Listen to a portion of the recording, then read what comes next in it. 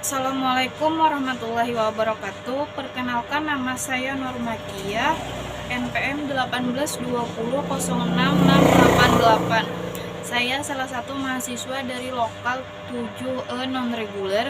Di sini saya ingin menyampaikan beberapa poin tentang makalah yang saya buat tempo waktu dulu, yaitu makalahnya berjudul Politik Ekonomi Kerakyatan.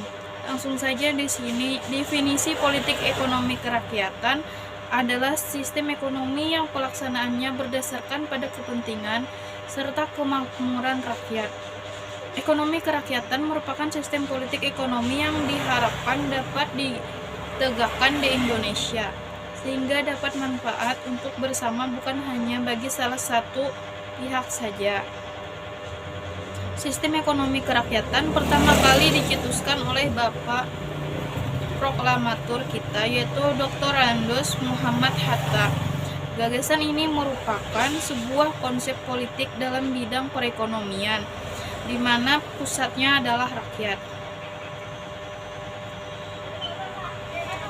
Singkatnya, sistem ekonomi kerakyatan adalah suatu pelaksanaan perekonomian yang berdasarkan pada ekonomi rakyat sebagai kekuatannya. Ekonomi rakyat sendiri merupakan kegiatan ekonomi yang dikerjakan rakyat dengan pengelolaan bagaimana sumber daya ekonomi secara swadaya, tergantung pada apa saja yang dapat mereka usahakan dan kuasai. Tujuan politik ekonomi yaitu membangun negara yang berdaulat secara politik dan ekonomi, mendorong pertumbuhan ekonomi negara, menaikkan dan meningkatkan pendapatan masyarakat secara merata. Terakhir, membebaskan masyarakat dari oligarki kelompok elit yang pemegang modal. Ekonomi kerakyatan dalam negara Pancasila, yakni contohnya Pasal 33 ayat 1-3 berisi prinsip bahwa perekonomian Indonesia disusun berdasarkan asas kedaulatan, kekeluargaan, penguasaan cabang produksi penting oleh negara, serta penggunaan kekayaan alam sebaik-baiknya untuk kesejahteraan rakyat. Contoh ekonomi kerakyatan di Indonesia sebagai berikut. Pendirian koperasi,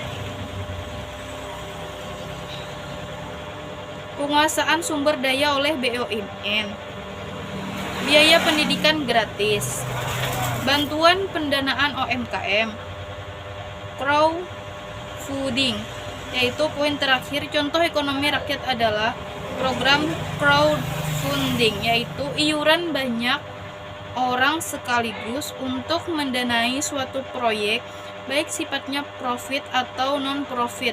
Saat ini, crowdfunding adalah salah satu program ekonomi kerakyatan di Indonesia yang paling populer, terutama crowdfunding online.